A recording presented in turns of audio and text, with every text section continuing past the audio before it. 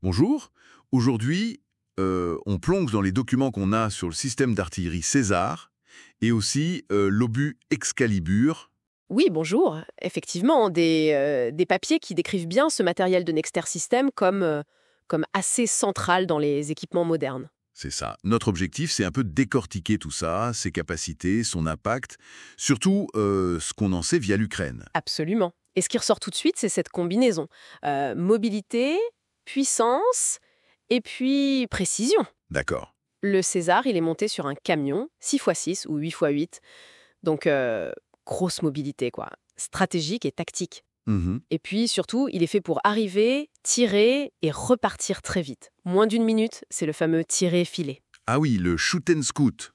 Essentiel pour survivre sur le terrain, j'imagine. Exactement, éviter la contre-batterie ennemie. Et cette mobilité, bon, on voit bien, mais la puissance de feu. Les sources parlent d'un canon de 155 mm, 52 calibres. Qu'est-ce que ça implique concrètement? Alors, 52 calibres, ça désigne la longueur du tube. C'est long, hein, environ 8 mètres. Ah oui, quand même. Et c'est ça qui permet d'atteindre des portées importantes. Plus de 40 km avec des obus standards. Enfin, des obus à portée étendue. 40 km, d'accord. Mais c'est pas tout. Il y a toute l'électronique embarquée. Conduite de tir informatisée, système de navigation inertielle. Pour la précision, même sans GPS. Exactement.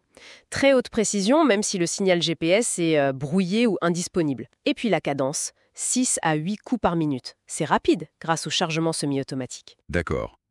Et l'équipage, c'est combien de personnes? 5 personnes, en général, c'est assez réduit. Et on en vient à un point qui semble crucial dans les documents.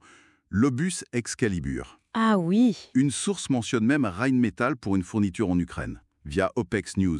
Mais l'origine est américano-suédoise, c'est ça? C'est ça. Bon, l'origine est américano-suédoise, Raytheon BAE Systems.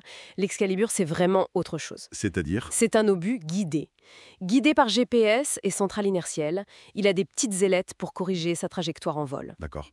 Et l'avantage principal, c'est? La précision. Une précision redoutable.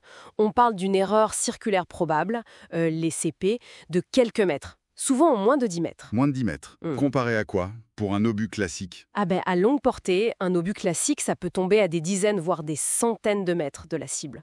Là, c'est quasi chirurgical. Et sur le terrain, ça change quoi, cette précision? Ben, ça change tout. Vous pouvez neutraliser une cible précise, un poste de commandement, un radar, une pièce d'artillerie adverse, avec un seul obus ou très peu. Ah oui, plus besoin d'arroser une zone. Exactement. Fini les tirs de saturation massifs pour être sûr de toucher. Donc moins de munitions consommées, c'est énorme pour la logistique. Et bien sûr, moins de dommages collatéraux. C'est un multiplicateur de force en quelque sorte. C'est exactement le terme. Faire beaucoup plus avec beaucoup moins de moyens engagés. Et les retours d'Ukraine, d'après les sources, confirment cette efficacité. Tout à fait. Les infos disponibles indiquent que la combinaison César mobile et Excalibur précis a été particulièrement efficace. Pour frapper quoi, par exemple? Des cibles importantes, loin derrière les lignes russes, tout en permettant au César de s'esquiver rapidement après le tir pour survivre. L'impact sur le commandement, la logistique adverse, est souvent cité. Mais j'imagine qu'il y a aussi des défis avec ces systèmes sophistiqués. Ah oui, bien sûr. Les textes n'entrent pas trop dans les détails, mais on peut facilement imaginer. La maintenance, déjà, en conditions de combat, la formation des équipages, qui doit être pointue, et puis, évidemment, le coût. Un obus Excalibur, c'est très cher. Oui, l'approvisionnement doit être un enjeu. Certainement. L'efficacité a un prix, et ça demande un soutien logistique et financier constant. Alors, si on essaye de prendre un peu de recul, qu'est-ce que tout ça nous dit sur l'artillerie moderne? Ça illustre très bien une tendance majeure. La précision et la mobilité prennent de plus en plus le pas sur la masse, sur la quantité brute de feu. D'accord. Viser juste, plutôt que tirer beaucoup. C'est ça. Le couple César-Excalibur, c'est vraiment l'emblème de cette recherche d'effets très ciblés, décisifs.